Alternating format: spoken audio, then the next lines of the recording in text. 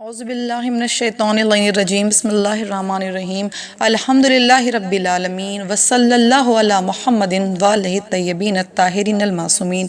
नाज़रीन अकराम, अस्सलामु अलैकुम व रहमतुल्लाहि व बरकातुहू। तमाम उम्मत मुस्लिमा को मेरी जानिब से और ग्राफ एजेंसी की जानिब से ईद मुबाहला के पुरखुलूस और हसीन बेहतरीन आफरीनिश मौके की खूबसूरत घड़ियों में बहुत बहुत मुबारकबाद पेश करते हैं। ये वाक़या तकरीबन 10 हिजरी का है। इस वाक़े में रसूल अकरम सल्लल्लाहु अलैहि वसल्लम ने ईसाई नजरान से मुकाबला किया और बिना जंग किए फतह हासिल की। नजरान के ईसाइयों के बड़े पादरी अबू हारसा को रसूल अकरम सल्लल्लाहु अलैहि वसल्लम का एक ख़त मौसूल हुआ जिसमें उन्हें दावत इस्लाम दी गई थी। इसके जवाब में तकरीबन 60,000 के अफराद पर मुश्तमिल ईसाइयों का लश्कर मदीना रवाना हुआ। इसकी क़यादत अबू हारसा बिन अलक़मा और अब्दुल मसीह बिन शर्जील, जो कि मारूफ थे आकिब के नाम से, जो कि नजरान के सबसे बड़ी और काबिल एहतराम बुजुर्ग शख्सियत में थे, वो कर रहे थे।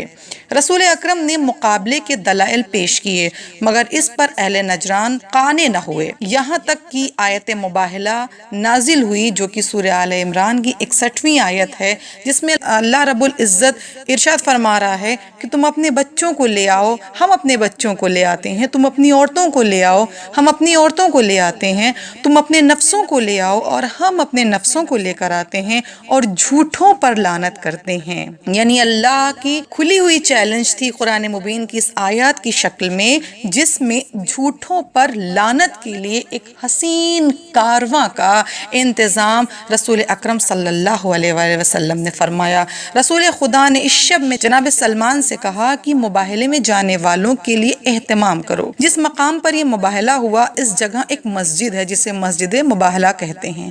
जनाब सलमान ने एक खैमा नस्ब किया और वहाँ सुर्ख रंग का एक कालीन बिछाया। रसूल अकरम ने फरमाया कि हम फज्र के बाद और तुलू आफ्ताब से कब्ल वहाँ जाकर मुबाहला करेंगे, यानी after फज्र prayers before the sunrise, क्योंकि न ये सुबह का वक्त था न रात का। मालूम हुआ कि ये परवरदिगार आलम की जानिब से, क्योंकि रसूल नुत्क़ इलाही के इल्हाम पर अपने हर अमल को दरामद करते थे, लिहाजा मालूम हुआ कि ये वक्त का इंतखाब क्यों किया। का इसलिए क्योंकि फातिमा को जाना था, क्योंकि पर्दे का एहतमाम था, क्योंकि सैयदा हमरा थी, लिहाजा ये भी दिखाना था कि सुबह का वक्त है और ये भी दिखाना था कि रात का वक्त भी नहीं है। लिहाजा नसारा ने दूर से आते देखा। इनमें जिनका नाम आकिब था वो कहता है कि मैं तुम सब से कहता हूँ कि आने वालों से मुबाहला न करना।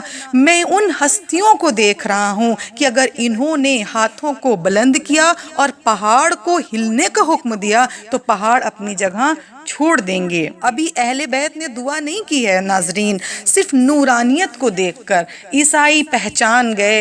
यानी अगर कोई शख्स थोड़ी भी मार्फत रखता होगा तो समझ जाएगा कि ये मामूली नहीं है। रुखे रौनक को देखा और कहा कि अगर आने वालों ने बद्दुआ की तो तासुब है क़यामत ज़मीन पर ईसाइयों का वजूद नज़र नहीं आएगा।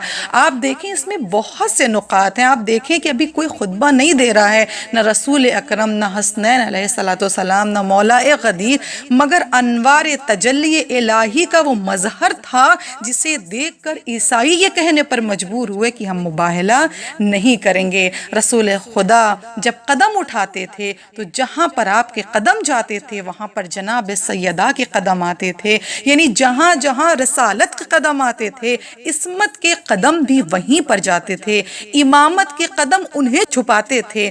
जनाब सैयदा बता रही हैं कि रसालत और इमामत के वास्ते का नाम सैयदा है, नबूअत और इमामत के राबते का नाम ज़हरा है। मुबाहला ख़त्म नबूवत की भी दलील है और इब्तिदाए इमामत की भी दलील है। ईसाई कहने लगे हम जंग नहीं करेंगे, ए रसूल अकरम हम जज़िया देंगे, आप जिस तरह हुक्म करेंगे हम आपकी हुकूमत में इस तरह रहेंगे। क़ारीन, ये वाहिद जंग ऐसी थी जहाँ पर मुकाबला न हुआ और मुबाहला न हुआ, ہوا اور اسلام کو فتح یابی ملی۔ اسی لیے سیدائے عالمیہ کو لے کر چلے کہ آج دعا کی ضرورت تھی، آج عظمت زہرا کا تعارف تھا، آج زہرا کی بلندی کا ذکر تھا، آج معرفت زہرا کی پہچان کرانی تھی، لہٰذا نسانا کی مصداق زہرا کو لے کر آئے اور رسول نے یہ بتایا کہ اگر صدیقۃ الکبریٰ اس وقت روئے زمین پر کوئی ہے تو فاطمہ بنت محمد ہے، کیونکہ آج بد دعا کا دن تھا، آج دعا کرنے کا دن تھا۔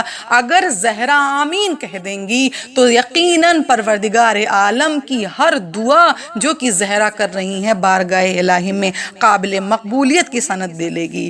الحمدللہ اتنا حسین اور بہترین موقع، اور سب کے لیے آج کا دن بہت زیادہ مبارک۔ سب سے بڑا درس جو آج کے لیے ملتا ہے ناظرین اکرام وہ یہ ہے کہ دشمن کے مقابلے میں قیام کریں اور ڈٹ کر کھڑے رہیں اور اپنی آخری حد تک اسلام کی حقانیت کو ثابت کرنے کی کوشش کرتے رہیں۔